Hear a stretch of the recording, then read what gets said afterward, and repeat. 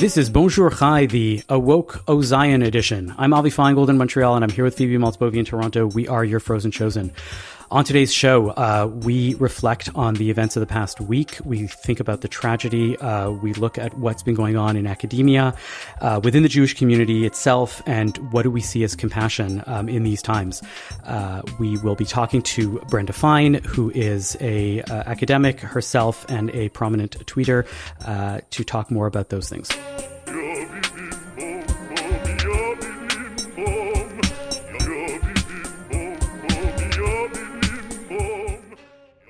Phoebe, what a week. Hi, Avi. Yes. How's it been for you? I'm in Toronto. So Toronto is not itself in a war zone. So physically, obviously, I'm fine. But yeah, it's some pretty horrible news coming from Israel. And I'm the parent of young children. So given that every time I log on to social media or anything of that nature, it's beheaded babies. Were they beheaded? How many babies were beheaded? Or were they just murdered? Or were they chopped up in a different way? And then what happened? And then what happened with these Jewish babies? And then I think I'm supposed to go about the day now. It's like unfathomably horrible, upsetting news. And I come at this not as somebody who's an Israel expert, but I am, pretty upset about it. What about you, Avi? It's been an interesting week. You know, to that last point, I had a moment where I realized, Saturday morning I woke up, I didn't know anything because it's Shabbat and it was a holiday, and I get to services and I find out that there's something crazy going on in Israel. Nobody really knows, that there are reports coming out. There's this, there's that. And it was really heartbreaking to hear this and to be completely in the dark. But I found it really fascinating that on both Saturday and Sunday when I was in services, and this happens all the time, everybody becomes a military expert. Everybody becomes a top level diplomat and has the exact right answer for what needs to happen now, what they should be doing, where were the failures, what's going on. And I'm really going to try hard today to not be that person. I don't have military expertise. I don't have diplomacy skills, other than being able to convince my kids to eat something that's new for them. It's really heartbreaking because that's part of what we try to do is we just try to understand. Yes. Well, I think that's it. I think that's coping. Honestly, you're hearing.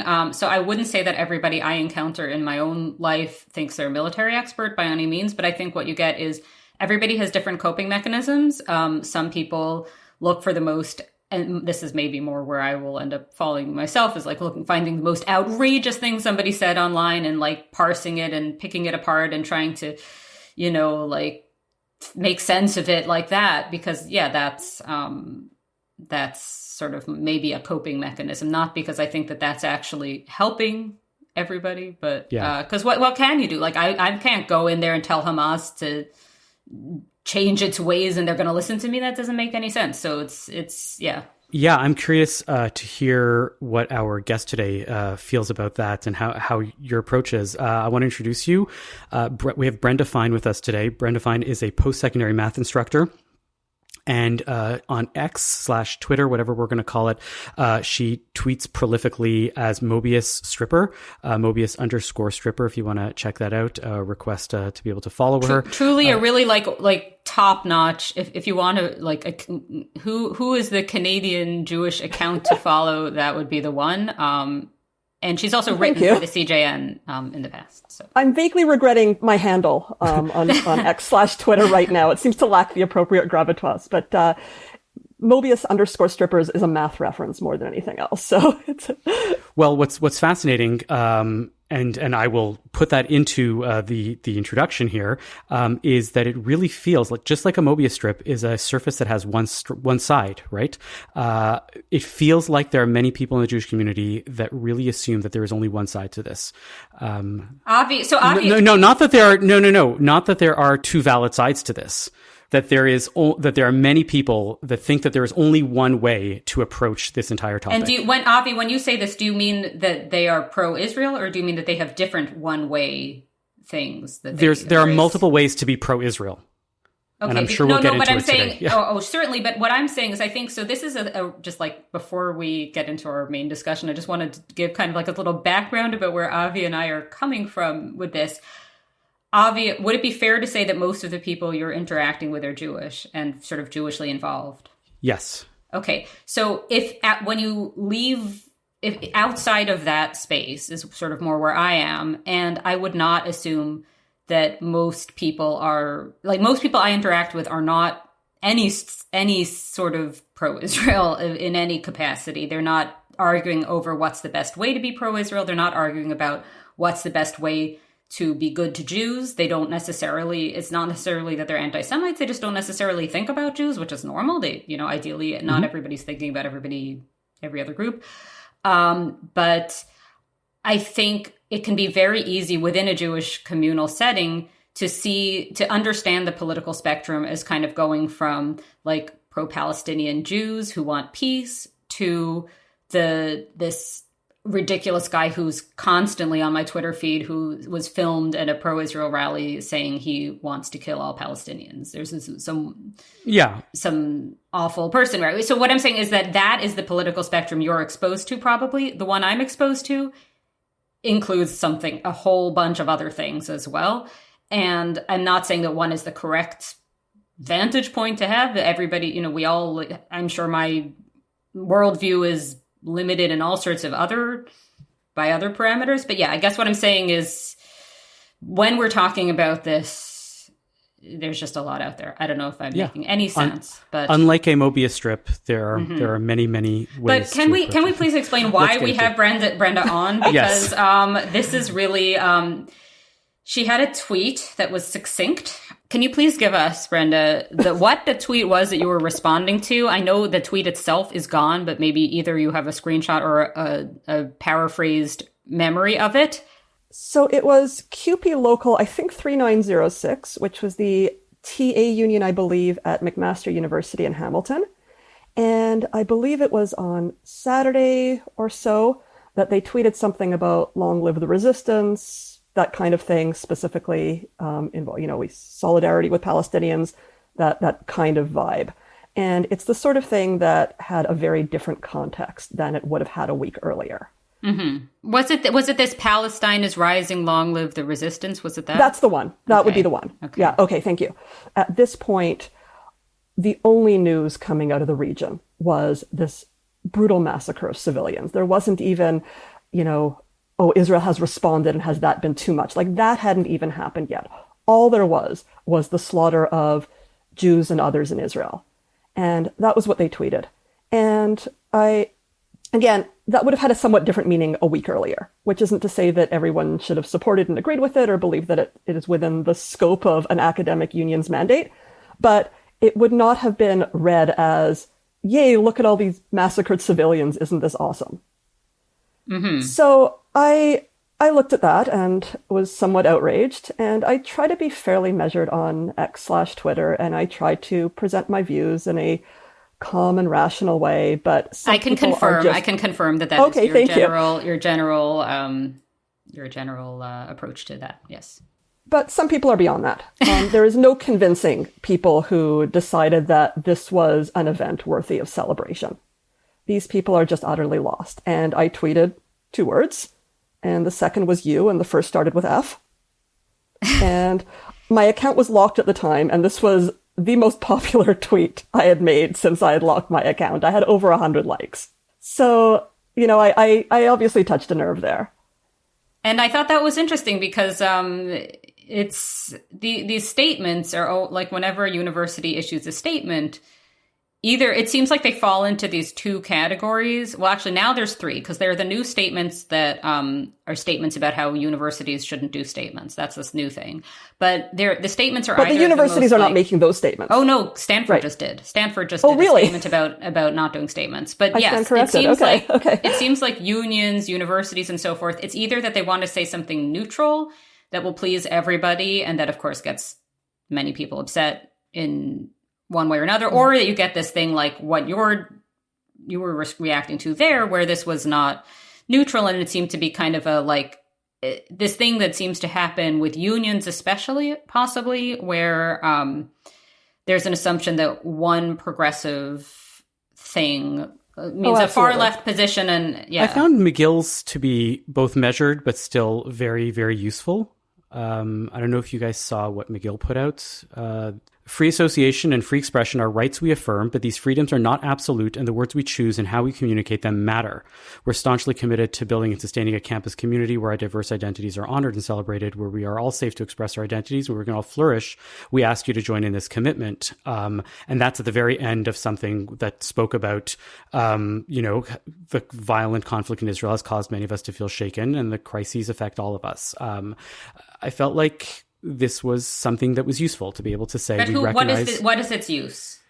What is its use? To say, we respect the idea that everybody on campus has a responsibility, has a right to say what they want, but everybody has to realize that they have a responsibility to speak in a way that doesn't offend other people. Is this new information to anybody on a university campus?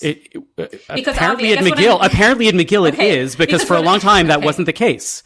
There were times when people were saying whatever they wanted, and McGill would hide behind this screen of saying, well, we don't want to stifle anybody's expression.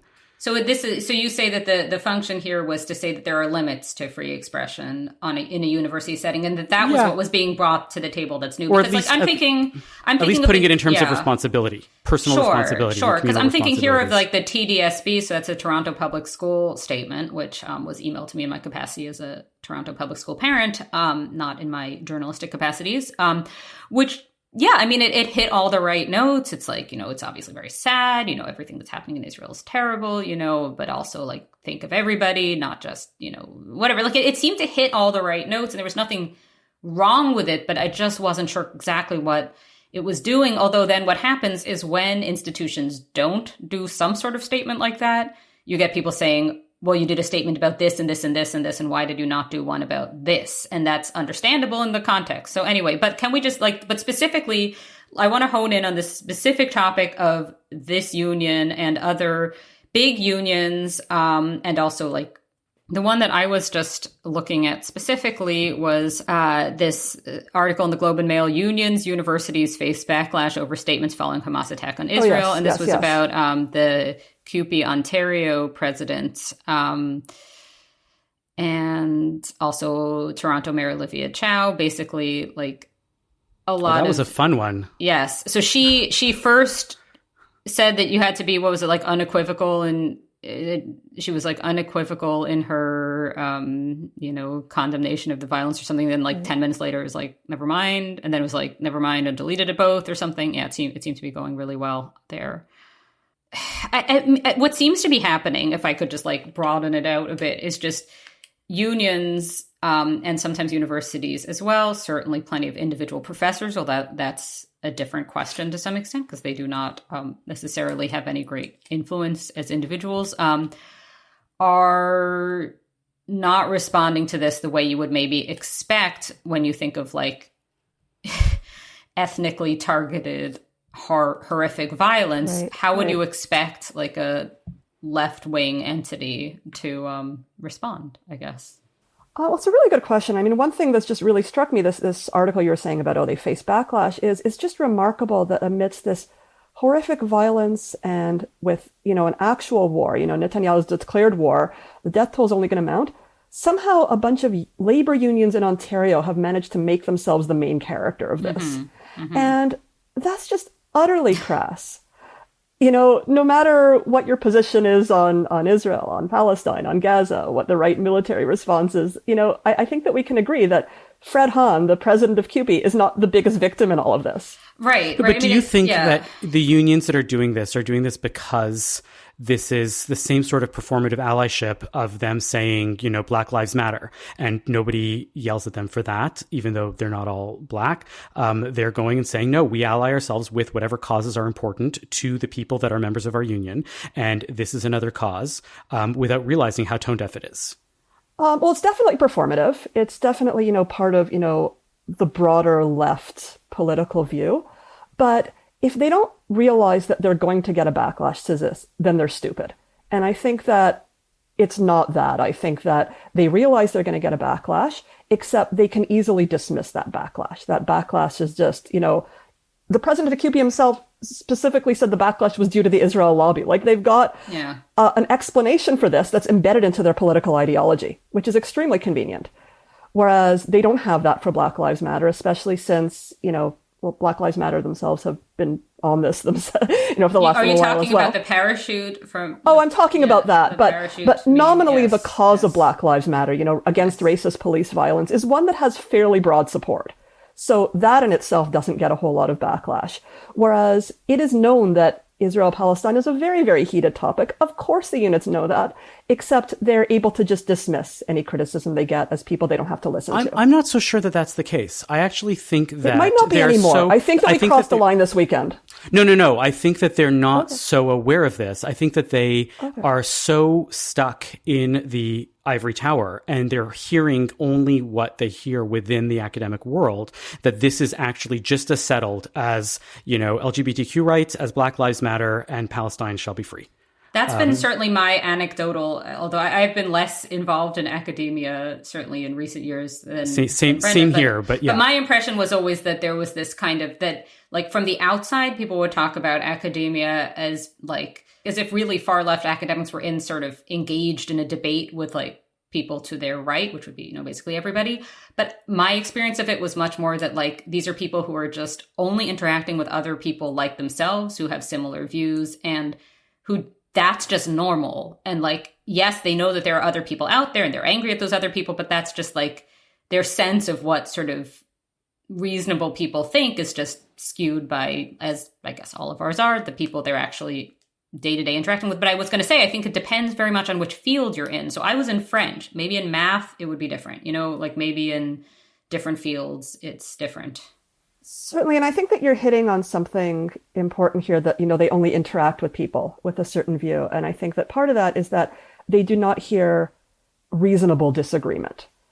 The only disagreement they hear, and some of it they're not even hearing, they're just imagining is, the right wing, the Christian right in particular. And a lot of the analysis in Canada is borrowed from the States, and it's specifically borrowed from the States from a few decades ago. That it's, the good right-thinking liberals versus the Republican Christian Zionists. I think that that's a big part of it. So I have a couple different questions here that are like, I'm trying to think how to separate these out, because one is obviously as with whenever anything happens, it confirms everybody's priors, right? So I've seen a bunch of the kind of like, actually, this is about wokeness. And when I first saw that, I thought, okay, that's just nonsense. Like, this is not about wokeness. Come on, like, let's just, this has nothing to do with that. Like, but I'll what? I was at the rally in Montreal Monday night, the rally, the vigil, whatever you're going to call it. It started with the head of Federation saying, we're here to mourn. This is not a rally. There will be time to rally around Israel and support, but we are here to mourn the dead and to mourn the tragedy. And then for the next hour turned into a rally and a political discussion. And I can tell you that, the head of the chairman of CIJA, Gail Adelson-Markovitz, she said this in her speech. She said it in an email several days later. And she said, these brutal attacks cannot be justified by any provocation, real or imagined, not by occupation, not colonization, not by any other woke liberal construct. And it got like a big cheer in the room. And I'm like, there are people in this room that consider themselves woke liberals that are here mourning this tragedy. I don't think they consider themselves woke. I don't think that's like hipster. Nobody considers themselves I know. But okay, but what I was going to say with this, though, just to finish the thought about where woke does or doesn't fit into this, I do think there is this sense of like the sort of like the punching up, punching down, they're the oppressor oppressed. And I think that this has been a very tricky time for universities, institutions, unions, individuals who have felt sort of confident in their view about who's the oppressor and who's the oppressed, because what do you do with a massacre on this scale? It's very, very hard to claim whatever the specific method in which a baby was, brutally murdered. It's hard to claim that a baby was the oppressor. And then you get people kind of tying themselves into knots online, trying to, or statements, from more sort of official entities. And this is a separate question of how to sort of separate out what's some, silly person on the internet and what's actually important. But trying to sort of say like some Yale professors being kind of constantly screenshotted for having posted that like every settler, like that basically that there's no such thing as an innocent settler and things like this. Settler not in the context of Israel and like settlements, but settler in the sense of like, well, that is another question. So what does settler mean here?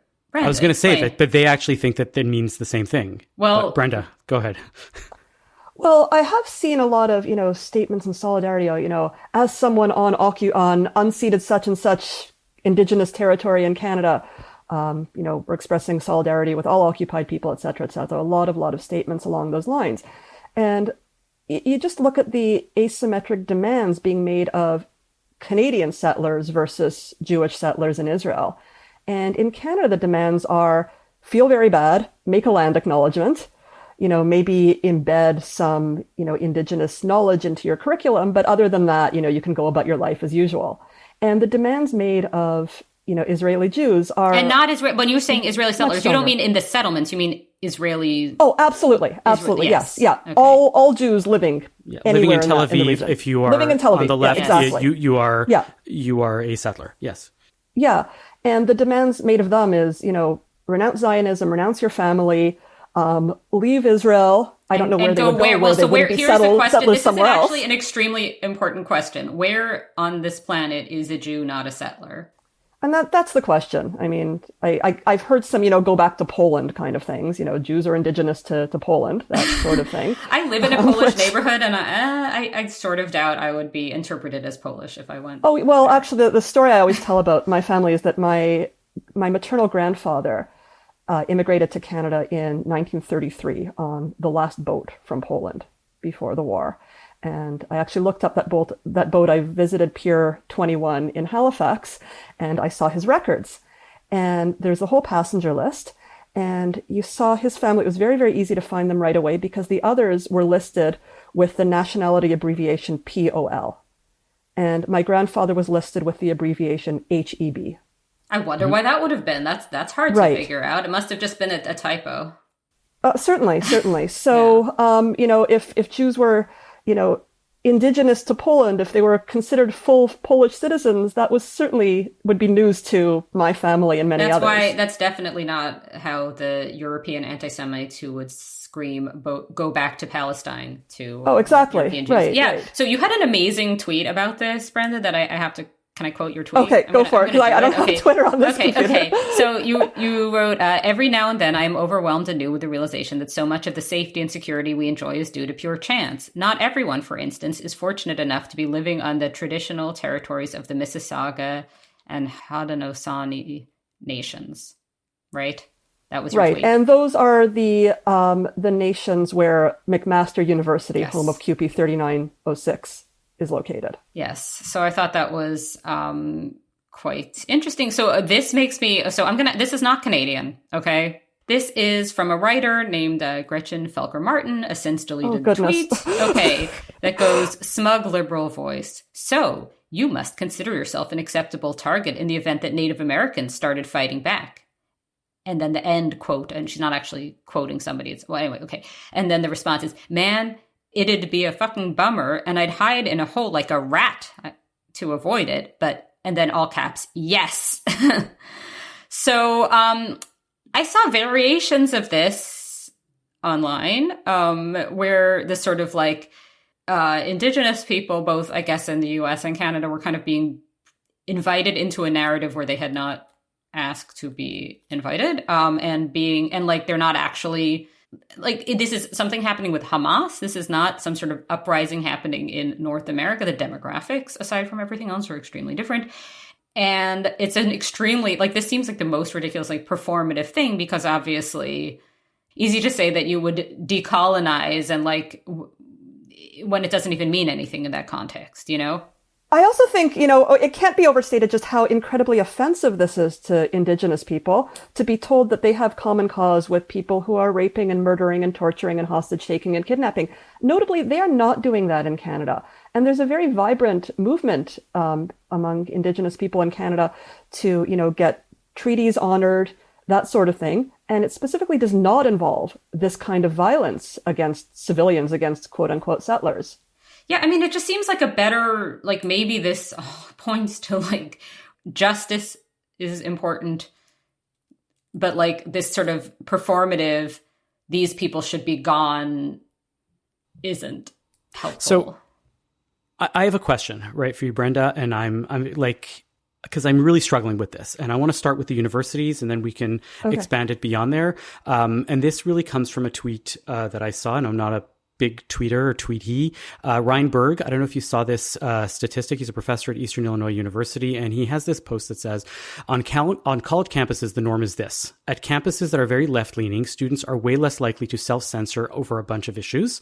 As campuses become politically mixed, students clam up. There was only one issue where this trend reversed, Israel-Palestine. And then it shows a graph with a lot of other things. How do we figure out a way past this? Is there a way that on university campuses we can actually have real dialogue in a way that honors, you know, a group of people that are really hated on campus, that are vilified, that are not considered the norm, and also at the same time look at the people that are doing the vilifying and saying, there's something here. We're not trying to delegitimize your discussion of this point. We know that your people are also deeply suffering and are in a problem. How do we rebalance this point in a way that can possibly work? Oh, goodness. I'm just a lowly math teacher. We don't talk about this stuff in my class. And I know that my friends who teach, you know, humanities and social sciences really do have to figure it out. But I do want to say that the responsibility is on the adults. You know, we have to place that back on the faculty and on the administration. We have students who are protesting, students with extremely uninformed, half-baked, stupid views on things, except they're allowed, they're young.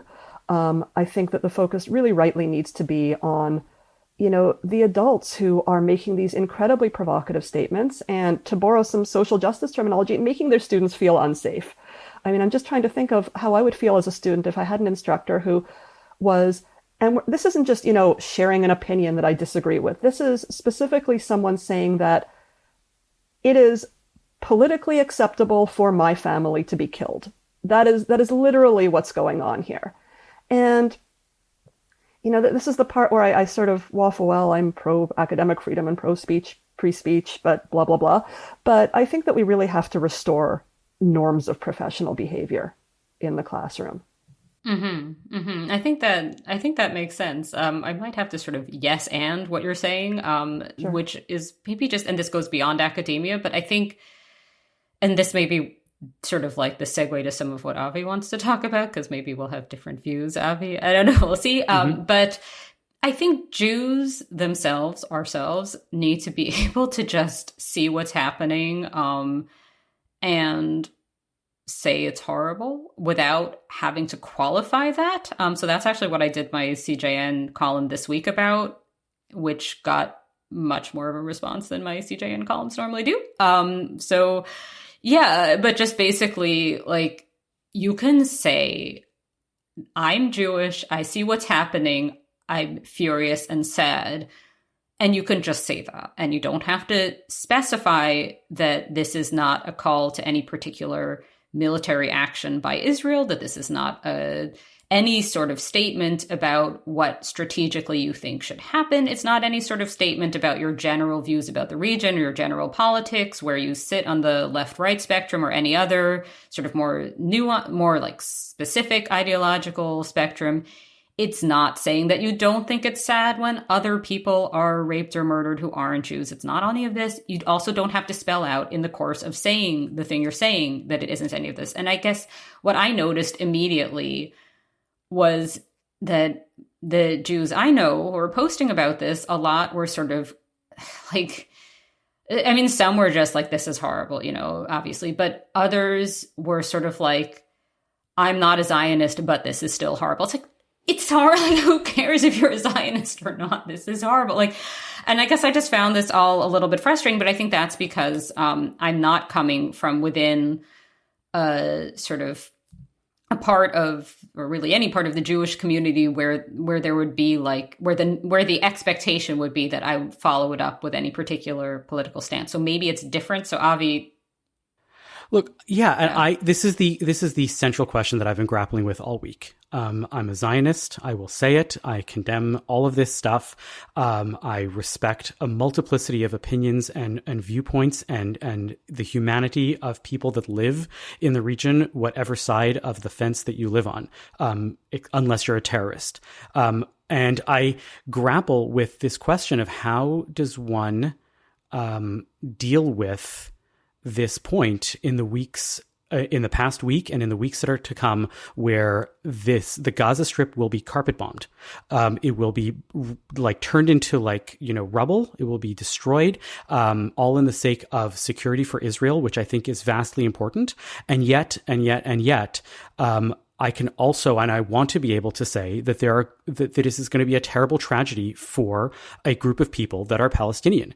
That have nothing to do with this fight, that are not supportive of Hamas. And whether or not you say that that's 95% of them or that's 5%, whatever it is, it is a terrible tragedy what is going to happen in Gaza. And I don't know how to square that away as a Jew within the community who just doesn't hear any of this happening from communal leadership, to go and say these are animals. Everything has to happen. Israel must be secure. We have the right for. So don't talk about proportionality. Avi, this is important. This is important, yes. And this comes back to who is saying that they are animals. Who are you quoting here? I was not quoting. I was at a rally. Yes. Okay. I was at a rally Monday night, a vigil, where I heard multiple speakers talk and who about. Were they? Who were they? Like Rabbi Reuben Pupko, who is a great rabbi in the community, and yet is referring to the terrorists as animals.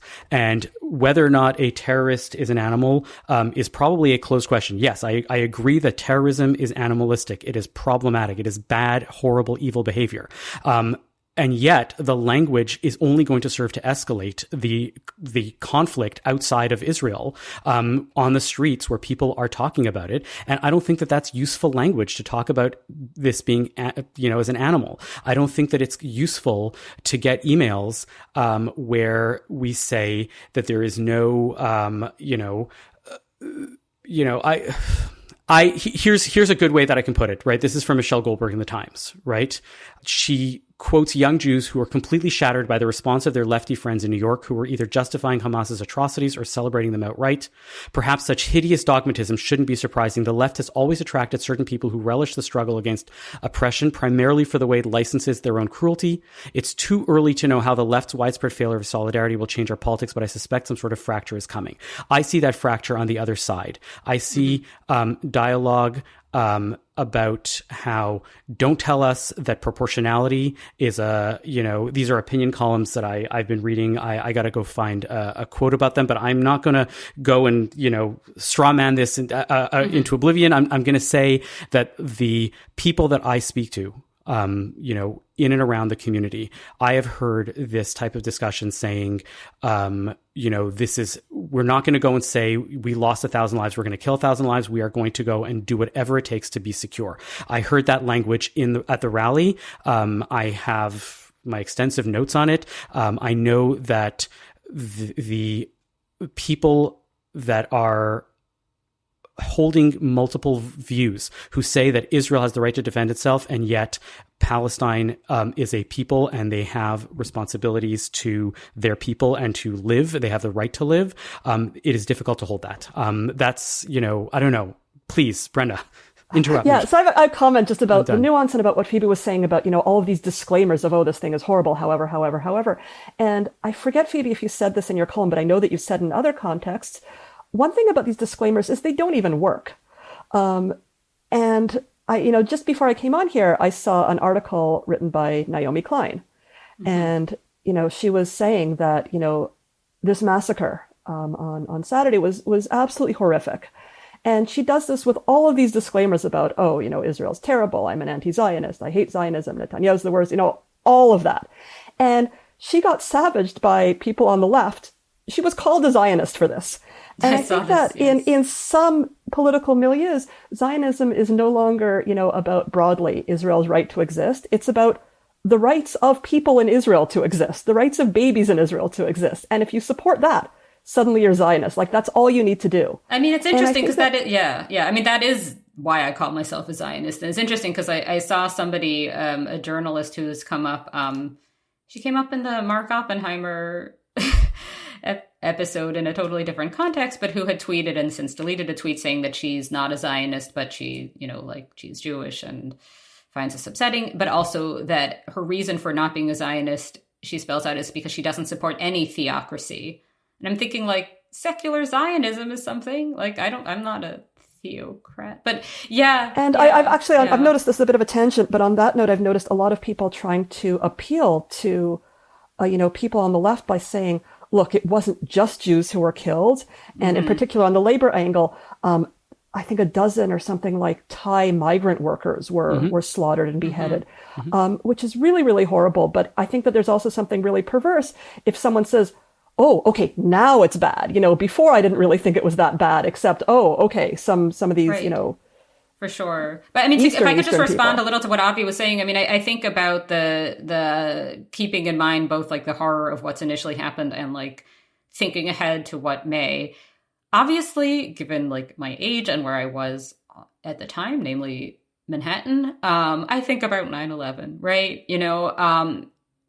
It happened like I was about to start college and was in Manhattan, New York, my hometown, at the time, and it was terrifying. It was terrorism. It was also terrifying. It was hard to know what would come next. I had no idea. Obviously, I could not see the future. I could not see that there would be the Iraq War. Obviously, this was, it was, what you know at the time you know it.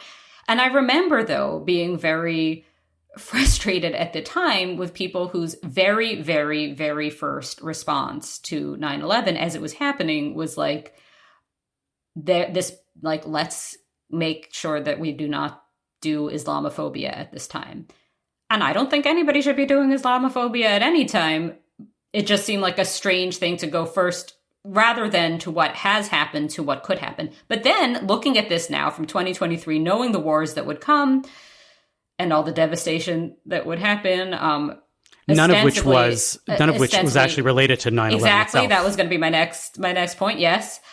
It's complicated, right? Because I think the specific way it was phrased was always about sort of Islamophobia in this kind of vague way. But then, there were legitimate concerns there. And I think it's important to be able to have this broader context in mind and talk about it. And certainly anybody who's deciding policy should be thinking about a bigger context. I also don't think that in your very first visceral reaction to mass death, you need to put out a sort of politically balanced statement that takes into account all possible future things. You know what I mean? Like, you can just in the moment say this is horrible. And I don't think that implies that justifies any possible revenge, however unrelated it even is to the initial incident.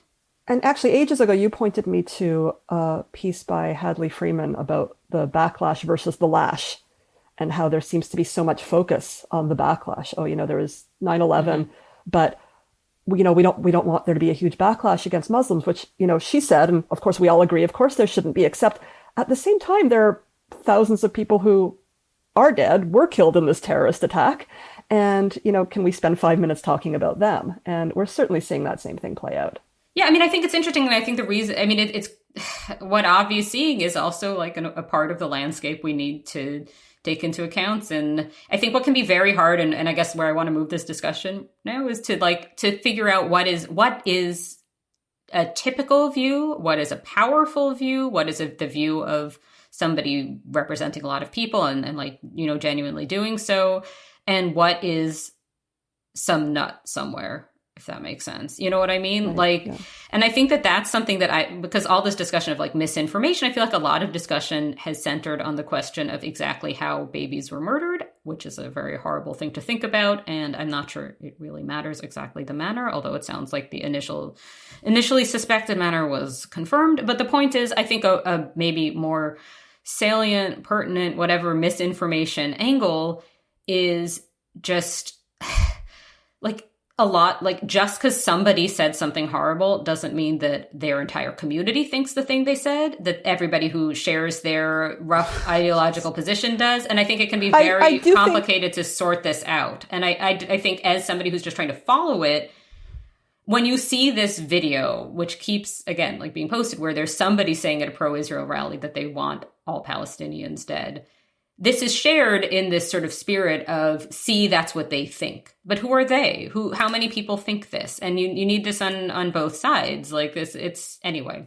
that's... And I think it's important to also further draw this distinction between, some rando ranting and some rando who just happens to have the Twitter keys to some big organization. Yes. I think that it's probably the case that the vast majority of members of CUPE are horrified by the recent massacre. But that doesn't change the fact that the person tweeting under the CUPE account said something quite different. Mm-hmm. Avi? Did you see this article came out yesterday, I think? Well, we're recording on Thursday. Yeah, How to Be an Ally. It was in Tablet by Maggie Phillips. What can non-Jews do to stand by the Jewish community? I did, yes. During this crisis. I actually thought it was very useful and very interesting. And it was, reach out to Jewish community members, tell them you're still standing there for them and all of that.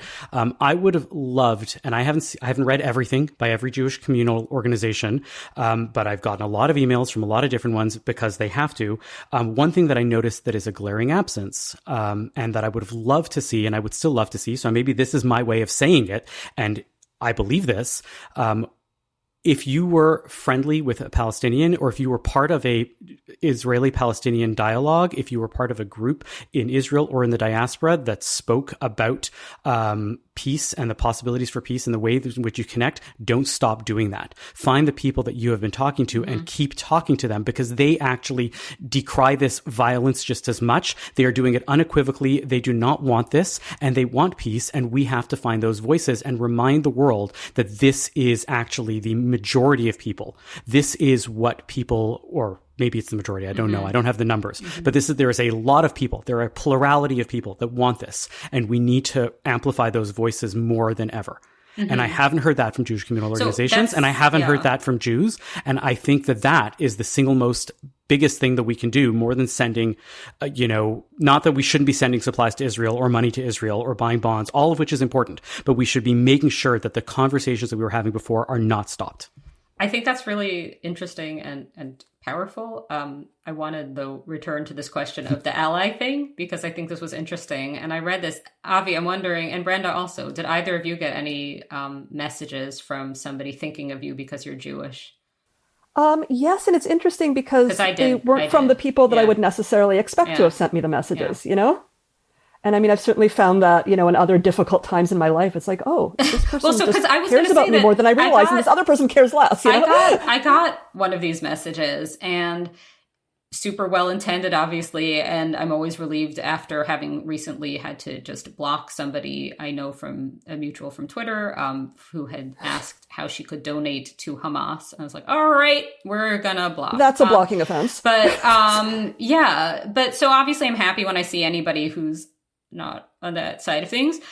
But I also felt a little ridiculous, because I felt like I'm not in a war zone. I'm sad, but I'm not, I'm just in Toronto. I don't know. And I felt a little bit like I don't want to pretend. Like, I think there's also sometimes, and this is really complicated because I'm going to sound like a complete idiot when tomorrow there's, like every single Jew in Toronto has been, massacred, myself included. But assuming that doesn't happen, I think there can be this sort of temptation to talk about this as a security threat to diaspora Jews, which it is in some, certainly more in Europe, I would say, than in North America, rather than to talk about the actual genuine physical threat, demonstrated physical threat in Israel, and more than threat, it's happened. And I think I don't really want to talk about myself as the victim of violence when I'm not. You know what I mean? Like, I don't know if that makes any sense.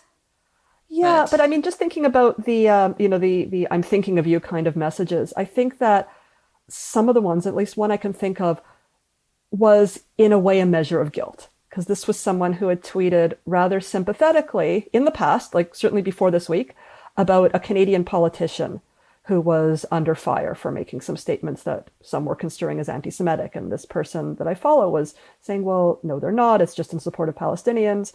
And this week, this politician pretty much removed all doubt. This was I can't begin to guess. All resistance is legitimate Yes. kind of statement. And the person who reached out to me didn't say specifically I was wrong, but this person did say I was horrified. And I mean, I'm not going to just twist the knife and say, oh, you better apologize. See, you were wrong. I told you so. I'm not going to do that, especially since we had a very, very worthwhile, compassionate conversation. And she said that, she said specifically, I think I might have to reevaluate some relationships. And this is someone not Jewish. Yeah, I mean, I do think that this is going to be a moment of a lot of relationship reevaluating, because I really do get the sense that, like, there are people who I know just from the writing world who once, I mean, this has happened to me before, just like with actual offline friendships too, sometimes, where somebody realizes, oh, okay, Phoebe's not just Jewish by happenstance, but actually like thinks Israel has a right to exist as a Jewish state. And even though I'm not by any means right wing in this, that's enough for some people to be like, okay, forget it. And I have lost friendships over that. And I think this is going to be like a bigger sort of, I don't know. I hope not, because it's sort of depressing. But there I am blocking somebody who I had liked previously over saying she wants to donate to Hamas. But, no regrets there. I tend to interact with mainly, and I haven't interacted with barely anybody this week. In all honesty, I've been working on some unrelated projects. I've been holed up in my house. I've barely left the house for anything. But I do recall that Sunday night, I went out to the pharmacy to fill out a prescription, and the pharmacist was all of a sudden really like saddened to hear everything. And she was trying to be compassionate. She was like, I know that this is going to get only worse, and I hope, and I feel for your security and all that. And I thought it was a nice moment. But this is one of the downsides of the only colleagues that I have tend to be Jewish, and the ones that I have that aren't, I haven't heard from them, but I don't feel bad because they're often very, very busy and they're other clergy members and stuff like that.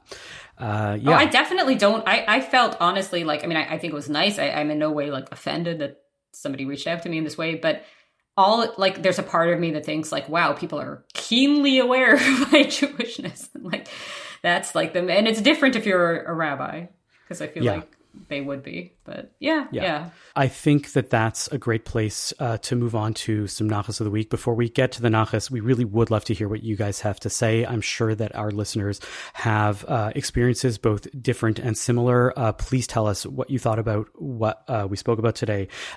Give us what your experiences have been over the past week and what you hope for the future by sending us an email, bonjour@thecjn.ca. Are you in the market for a new watch or a special piece of jewelry? Are you looking for the perfect engagement ring to pop the question? Atelier Lou has all this and more. Eric and the team at Atelier Lou can craft a piece for you, or you can select from some of the exclusive designers that they offer. From a simple bangle to a statement necklace, Atelier Lou can make you or your loved ones sparkle.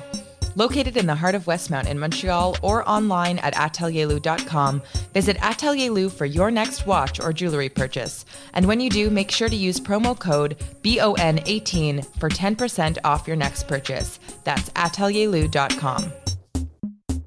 Yeah, so you were mentioning, I could say something about music and being grateful for that. And yes, I do play music. I play fiddle and guitar, mostly Irish music. And this past Monday on Canadian Thanksgiving, a neighbor, fellow musician, invited me over with a bunch of other people to play. And it was certainly a distraction that I needed, but there's just always some trepidation these days of, oh, here's some acquaintances, I don't know them very well.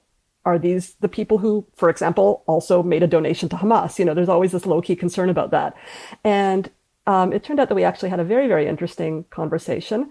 Somewhat political in tone, didn't quite get into this, but I realized that, these are very thoughtful people that, I'm happy to spend time with and could potentially cultivate a deeper friendship with. So music will bring world peace? Well, I wouldn't go that far. Fine. Phoebe, what's your nachas this week? Oh, this is going to be a tough one. I was almost going to say none, but I think just finding #self-care, finding ways to just not just be upset all the time, because I feel like it's very easy to, and I think then I don't form coherent or helpful or sort of any sort of thoughts about how to be helpful in this, right? Like it's just too upsetting, and I don't feel like I'm actually doing anything other than just wallowing in being upset about the news. So what I would recommend for self-care is, I'm obsessed with like using the website Poshmark, which is used clothing, as this kind of like time. I blogged about this also, but like is using it as kind of like time travel and travel, because you can look at this huge list of all these different brands, and you can think about like some clothing that was popular in like 1998 and look it up. And it's like it somehow like brings you to that world. If you're not super into clothing, this was not going to mean anything to you, but if you are, it can be kind of fun to just kind of look at it. I have bought things on Poshmark, not often, but I just find this like, you can it's like a type of escapism. Are you saying that Esprit and Benetton sweatshirts are going to bring about world peace? Well, the Benetton ads were certainly promising something along those lines. So sure. Yes, that is what I'm saying, Avi. And Avi, what's your nachas for the week? I have been really heartened by the ways in which people are coming together to support not just soldiers going back, but people that either want to return or want to go to Israel to help out as civil, help. And the stories, not of all of which have been verified, but I've heard enough from enough sources with enough verification that I know of like people prepaying for charter flights so that reservists can go back to Israel. I heard a story, again, unverified, but it sounded, because it's one of these like, hey, this is like what types of stories that people want to hear, of like some guy who didn't want to give his name and was standing in like a LaGuardia with a black card and was like, anybody that was a soldier, clearly like that was going back to report for duty, was just paying for this person's ticket. And the amount of supplies that people are going back, like sending back, and the amount of even just good acts, right? The idea that like, Chabad talks about spiritual activism. And I, while I may disagree with the types of things that they have, the way in which that manifests itself in the past and present, the idea that like we need to strengthen ourselves spiritually to be able to deal with what is going to be a long and difficult internal state of mind as Jews for the next little while is a beautiful thing, and people are coming together around that. And so all of that is a lot of nachas that I think that I've been seeing this week. That's lovely, Avi. And now I feel extremely silly with what I gave. I will just say like one more thing though, is that I think we who work in Jewish media are like, you have to be reading about all this all the time. And I think I will speak for us all and say we need to sometimes look away from it in order to sometimes look at it. Yeah. Anyway. Awesome. Brenda, it's been wonderful to have you on. Yes. Thanks for having me. For coming on. Phoebe, great conversation. Thanks, Abby. Very useful. And we'll see you next week. Thank you for listening to Bonjour Chai for the week ending October 14th, Shabbat Parashat Bereshit. The show is produced and edited by Zach Kaufman. The executive producer for CJN Podcast is Michael Freeman. Our music is by SoCalled. We are a project of the Jewish Living Lab and are distributed by the CJN Podcast Network. You can listen to all our past episodes on our page at thecjn.ca/bonjour, and you can subscribe to the podcast and automatically receive all episodes on Apple, Spotify, or wherever you get your podcasts. We'd love it if you told a friend about Bonjour Chai. It's one of the best ways we get new listeners. As always, please do email us with comments at bonjour@thecjn.ca.